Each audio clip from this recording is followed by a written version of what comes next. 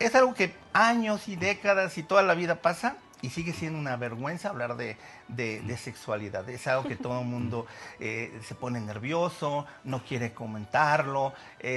Obviamente, pues hay una serie de prejuicios, ¿no?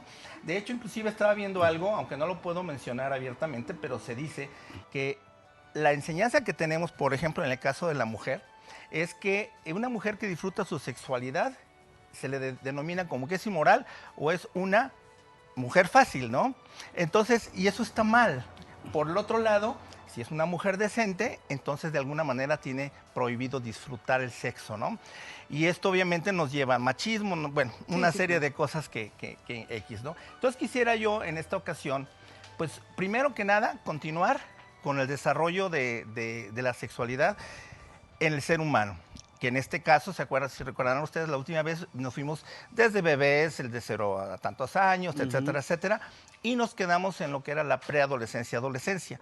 Entonces, ¿qué les parece si hoy, primeramente, tomamos esa continuidad del desarrollo sexual en el ser humano a través de la preadolescencia y adolescencia? Entonces, a ver, doctor, empezamos. Sí, me permite, me gustaría retomar esto que tú dijiste como un inicio y un retomar el tema.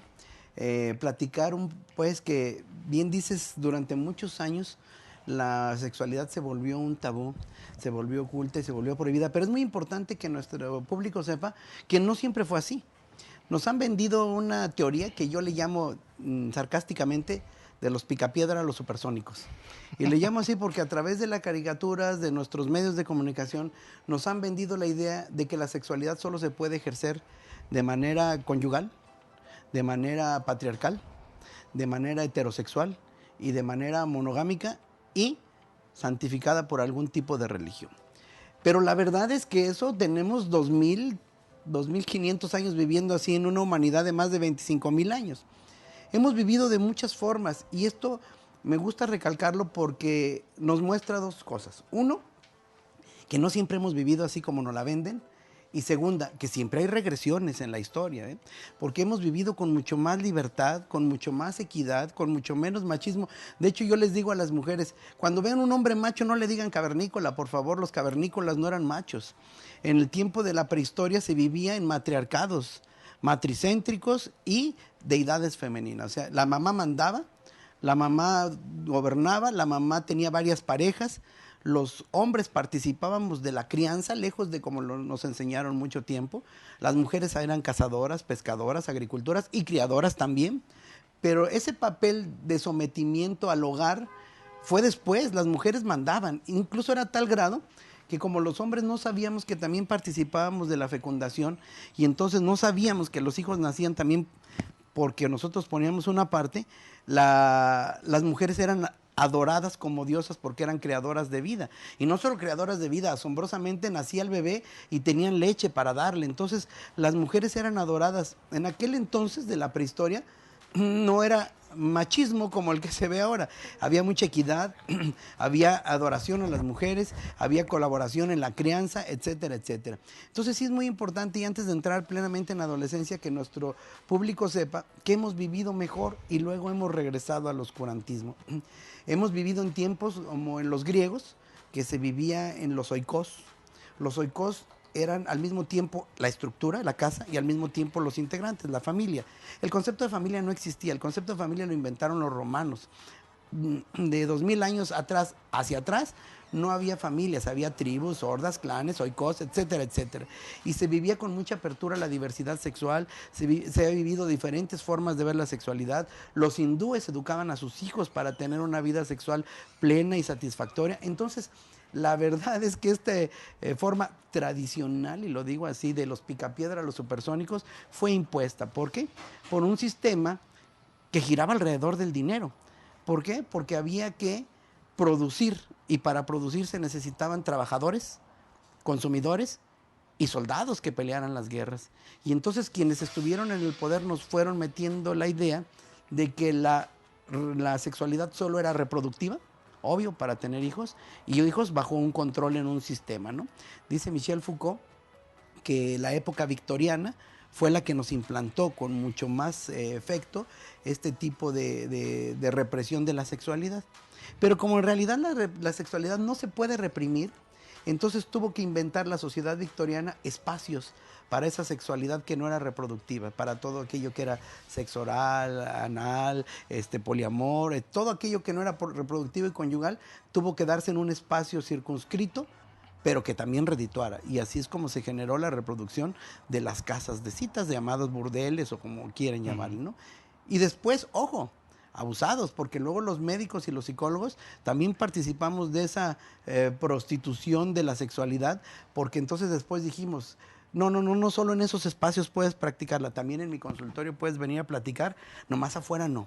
Y entonces nos convertimos en esta parte donde si genera dinero se vale, si no, no. Entonces sí es muy importante hacer este muy breve repaso por la historia para que sepamos que hemos vivido de muchas formas, Claro. que se puede vivir de muchas formas y que en estos momentos los sexólogos estamos en una cruzada por lo que tú bien dijiste, por la reivindicación del placer, el derecho al placer y sobre todo el derecho a las mujeres al placer, porque es a las que más se lo hemos prohibido durante siglos. Sí, definitivamente. Es muy interesante y qué bueno que haces esta connotación, porque yo creo que esa orientación sexual, a lo mejor le deberíamos de agregar, ¿no? Una orientación sexual libre, abierta y sin prejuicios. Y a veces ese es el problema, porque precisamente siempre hay ese tinte de moralidad que los médicos, los psicólogos, los sexólogos, definitivamente son seres humanos que también de alguna manera van a transmitir sus complejos, sus frustraciones, su educación. Entonces, sí es muy complejo el poder pensar que se va a generar un cambio.